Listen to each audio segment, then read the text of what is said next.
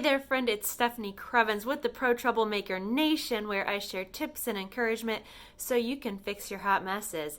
And friends, today I am coming to you while our nation is in the midst of a really flippin' big hot mess, right?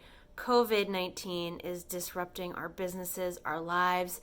People's health are at risk. People's lives are being disrupted because they are sick. Like, my heart goes out to them. And right now, what I'm experiencing with my clients is we have a lot of leaders who are making a lot of tough decisions right now. I know you're trying to minimize the business impact. You're trying to make some tough decisions so that your people stay safe. We've got schools closing. We've got daycares closing. It's putting so many of us in really uncomfortable situations for a lot of reasons. And I wanted to put this video out there today to say, I see you. I see you working hard.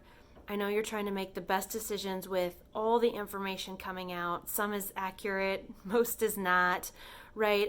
I know you are putting in the thought and the care to make sure that COVID-19 doesn't spread even more. And at the same time, our businesses don't take a significant hit because of everything that has to be rearranged, right? So during this time, let's give each other some grace. Let's remember compassion. Let's remember empathy for all the adjustments that are going on within our businesses, our communities, our schools, our daycares, our hospitals, our healthcare facilities.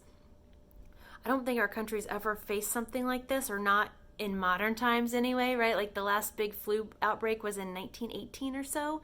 And so this is kind of new. And so many of you are coming up with disaster preparedness plans, emergency response plans that you've never had to think of before. So I encourage you, document what you're doing now, document how you're making decisions, because chances are pretty high this is going to come up again in the future. And you're going to build your muscle now. You're going to build the strength to be an even more effective leader when that time comes. And so, one, you're going to have more fortitude for this type of emergency situation. But if you document your business processes and your decision making, you'll have that in place for next time this comes around, which will make your organization even stronger.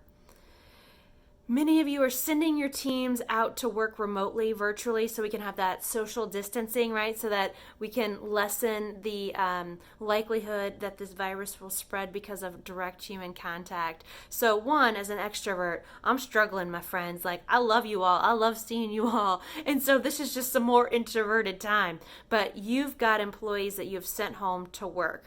So let's make sure we equip them with the right tools, the conferencing tools. You've heard me talk about Zoom before. Friends, Zoom is a wonderful stand-in for face-to-face meetings. This is also an awesome opportunity to really evaluate if your meetings are effective and needed or not, because you're going to test the limits of that really quickly. Make sure people have guidelines for working from home.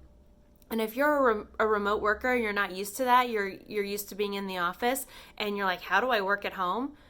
Here are my quick tips on this, my friends, is one, set up a dedicated workspace, commute to it, just like you would commute to your job. You have to create a mental and physical discipline to be in your office. And so a lot of folks will say, well, what do I do when I work at home?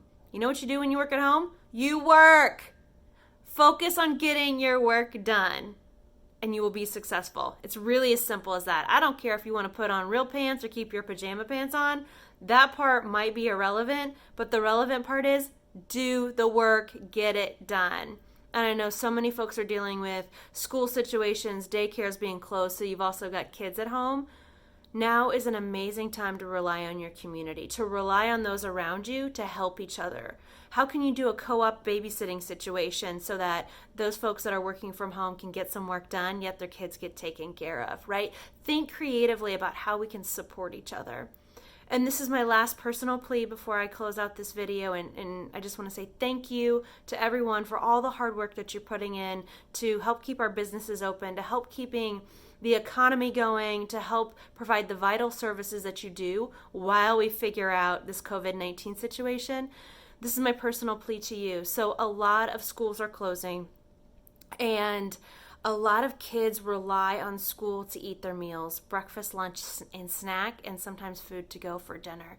So I would implore you and just ask you to search in your heart and find a way to help with this situation. A lot of our larger institutions are figuring out ways to still feed kids while school is closed.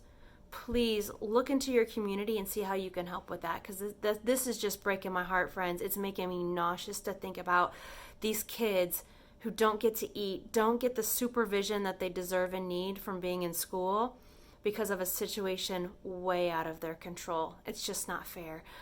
So please, if this situation calls to you at all, please get involved. Please find a way to help. There's going to be many needs. Our elderly who are shut in are going to need some support.